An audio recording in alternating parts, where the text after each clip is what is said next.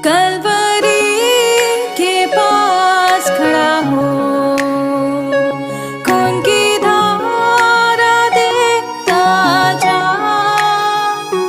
तेरे पापों का यही दाम दिया है मसीह यीशु ने।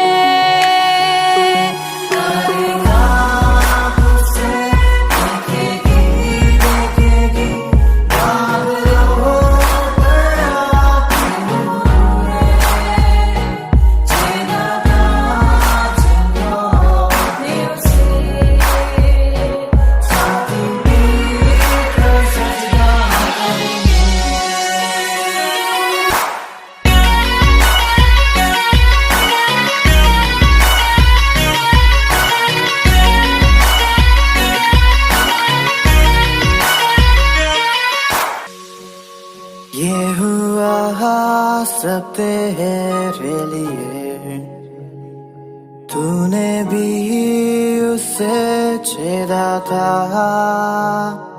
फिर भी प्यार से वो बुलाता, जाता क्यों नहीं तू उसके पास, फिर भी प्यार से वो बुलाता, जाता क्यों नहीं तू उसके पास।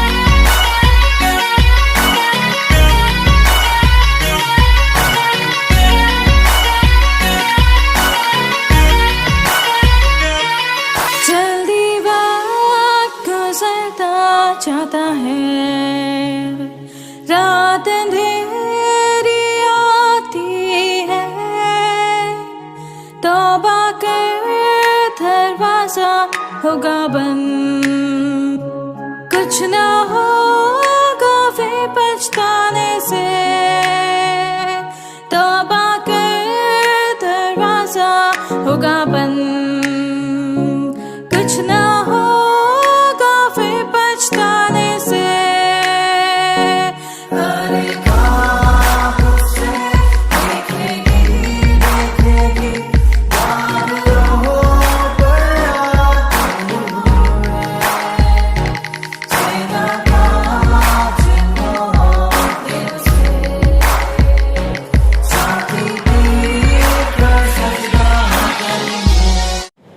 हम प्रभु परमेश्वर को धन्यवाद देते हैं आज की सुंदर सुबह के लिए कि परमेश्वर ने एक बार फिर से आज की सुंदर सुबह हमें दी है कि हम परमेश्वर की महिमा करें और परमेश्वर के नाम को धन्य कह सकें। प्रियो, मैं आप सभी का स्वागत और वेलकम करता हूं आज की सुबह इस डिवोशन में कि परमेश्वर ने आज मुझे और आपको एक मौका दिया है कि हम परमेश्वर के साथ बैठकर परमेश्वर की महिमा कर सकें।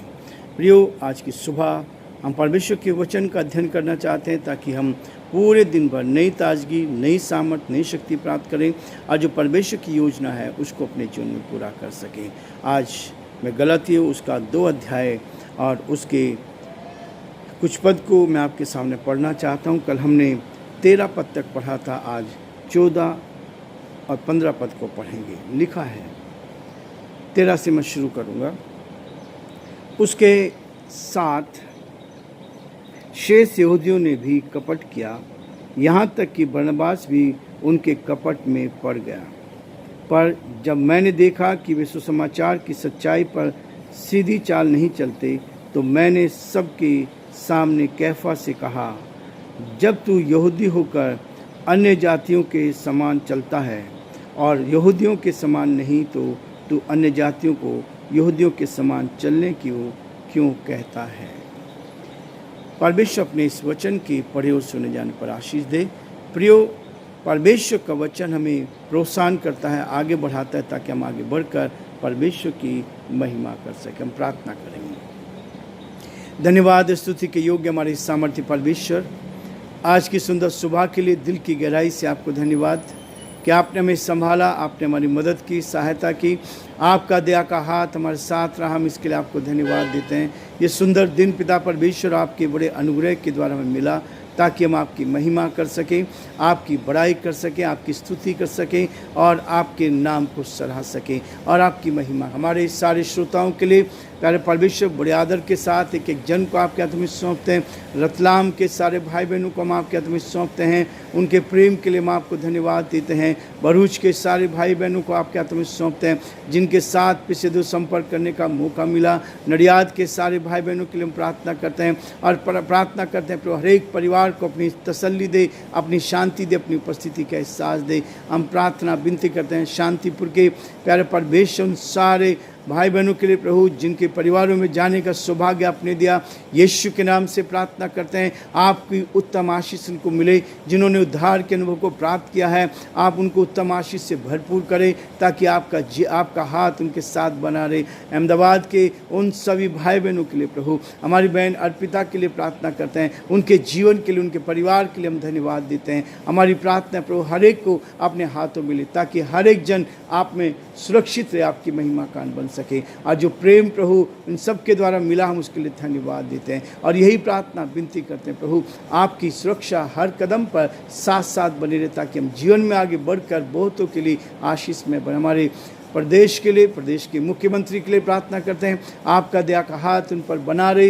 ये जिम्मेवारी आपने में दी है कि अपने अधिकारियों के लिए हम प्रार्थना करें। हमारे देश के लिए, देश के प्रधानमंत्री के लिए, राष्ट्रपति के लिए प्रार्थना करते हैं, आप उनको भी सुरक्षित रखें, आपका दया का हाथ उनके साथ भी बना। जो जिम्मेवारी दी है उसको ईमानदारी से उठाने के लिए आप मदद करें, ताकि सारी बातों के द्वारा आपका नाम ऊंचा किया जाए। बड़े आदर के साथ, दीनता, नम्रता के साथ हम सभी को आपके हाथों में सौंपते हुए इस विनती को अपने प्रभु, अपने धारकर्ता यीशु मसीह के नाम से मांगते हैं, आमीन। प्रियो, प्रभु का वचन जो है हर रोज नया बनता जाता है। प्रभु का वचन हर रोज हमें प्रोत्साहित करता जाता है, ताकि हम इस वचन को लेकर परमेश्वर की उस महानता को, परमेश्वर के उस बड़े हाथ को अपने साथ महसूस करते चले जाएं। हमने इस बात को देखा था कि पौलुस के साथ भी बहुत सारे लोग विरोध में हो गए थे, और यहाँ तक कि पतरस भी, बरनबास भी, जो शुरू में उसके साथ थे, वो भी उसको छोड़कर चले गए। लेकिन पौलुस ने उन सबको भी, वो सीनियर थे, सीनियर होने के बावजूद भी उन सबको उसने चेक किया, उन सबको चेक किया। आज दुनिया में बहुत सारे लोग हैं जो थोड़ा सा सीख जाते हैं और फिर क्या करते हैं, वो दूसरों के विरोध में काम करने लगते हैं। परमेश्वर इस चीज़ को पसंद नहीं करता है, और इसलिए जब इन्होंने किया कि परमेश्वर का वचन कहता 13 पद में, उसके साथ शेष यहूदी ने भी कपट किया। जो यहूदी धर्म में से प्रभु के पास आ गए थे, या यहूदी विचारधारा को लेकर आ गए थे, उन यहूदियों ने भी कपट किया। किसके साथ? पौलुस के साथ। और उसी बात को कहता है कि लोग कपट अंदर रखते, कपट दिखाई नहीं देता, अंदर मन में रहता है, मन में उस कपट को देखते हैं। और इसलिए प्रियो, परमेश्वर का वचन कहता है कि इन्होंने कपट किया, और न केवल कपट किया, यहाँ तक कि बरनबास भी उनके कपट में पड़ गया। ये गलत संगति हम लोग भूल जाते हैं, बहुत सारे लोग, मेरे साथ बहुत कुछ होता है, लोग उस भलाई को भूल जाते हैं जो भलाई की गई, जो परमेश्वर ने उनको उठाया। लेकिन थोड़ा सा हम सीखने के बाद हम क्या करने लगते हैं, परमेश्वर के लोगों के विरोध में जाते हैं। यदि परमेश्वर के लोगों के विरोध में गए तो आप जिंदगी में कभी भी, परमेश्वर उसको बर्दाश्त नहीं करता है। परमेश्वर के विरोध में, परमेश्वर के लोगों के विरोध में यदि आपने काम करना शुरू किया और आप कहते हैं कि मैं सेवा में हूँ, आप कहते हैं कि मैं मिनिस्ट्री में हूँ, तो ये बहुत ही खतरनाक होता है। यदि आप परमेश्वर के लोगों को जिनके बीच में तुम रहते, जिन्होंने सिखाया, जो तुम्हें आगे बढ़ा रहे, उनके साथ तुम विश्वास योग्य नहीं बने रहे, तो परमेश्वर के साथ कैसे विश्वास योग्य बने रहेंगे? हम देखते हैं जब हम कुछ नहीं थे तब तो हम हर चीज़ में हिस्सा लेने को तैयार थे, लेकिन जब हम कुछ बन गए तो हमारे अहम को चोट पहुंची। हमारा ये वचन हमें कई बार कचोटता है, लेकिन उस वचन तक हम जाते नहीं हैं, उस वचन तक हम पहुंचते नहीं हैं। हम संसारिक चीज़ों पर लेकर उसके पीछे पड़ते हैं। लेकिन प्रियो, हमारा आत्मिक जीवन रोज का जीवन होना चाहिए, ताकि हम आत्मा में भरकर परमेश्वर की महिमा करते जाए। और यहाँ तक कि पौलुस ने भी उसके साथ शेष अवधि भी कपट किया, यहाँ तक कि बरनबास भी उनके कपट में पड़ गया। 14 पद में कहता है, पर जब मैंने देखा कि वे सुसमाचार की सच्चाई पर सीधी चाल नहीं चलते हैं, तो मैंने सबके मामले सामने कैफा से कहा, सबके सामने, पीछे नहीं। जब लोग गलत रास्ते पर चलते हैं, जब लोग के अंदर घमंड बढ़ जाता है, जब लोग घमंड की बात करें, जब अहम को चोट लगती है, अहम को चोट लगती है, इसका मतलब है हम शैतान ने हमें अपने कब्जे में कर लिया है।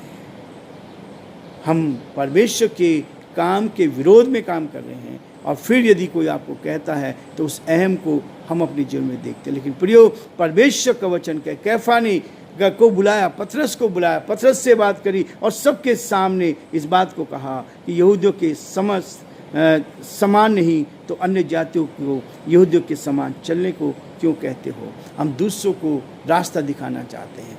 हम अपने आप को इधर से सुना, उधर से सुना, जिसने कभी कुछ नहीं किया। शैतान ने कुछ नहीं किया था, लेकिन हव्वा को उसी ने बहकाया। परमेश्वर ने उस अदन की वाटिका को बनाया। उस वाटिका में भी पाप ऐसे ही हुआ कि जब दूसरी आवाज़ को उसने सुना और उसी आवाज़ को सुनकर उसने इस दुनिया में पाप को ले आए। इसलिए प्रियो, हम परमेश्वर की आवाज़ को सुने, जिसने हमारे लिए सबको, आज भी हमारे साथ ही होता है। अदन की वाटिका को बिगाड़ने के लिए, पाप लाने के लिए हम दूसरों की चीज़ों को देखते हैं, दूसरों को देखने लगते हैं। उस समय नहीं देखते जब किसी ने पूछा तक नहीं है। लेकिन प्रियो, परमेश्वर चाहता है कि हम परमेश्वर के साथ चले, उसकी विश्वास योग्यता में चले, परमेश्वर की महिमा करें। प्रियो, आज हम ये रुकेंगे, कल फिर से आगे बढ़ेंगे, ताकि परमेश्वर के इस वचन को लेकर जो वास्तव में हमारे लिए लाभदायक है। मैंने देखा है, जो घटना मेरे साथ घटती है, मैं उस घटना को देखता हूँ कि परमेश्वर कैसे उसमें से निकालता तो है, लेकिन उसको अपने वचन के द्वारा उसी समय इस बात को प्रकट करता है। परमेश्वर आप सबको बहुत आशीष दे और परमेश्वर का हाथ आप पर और आपके पूरे परिवार पर बना।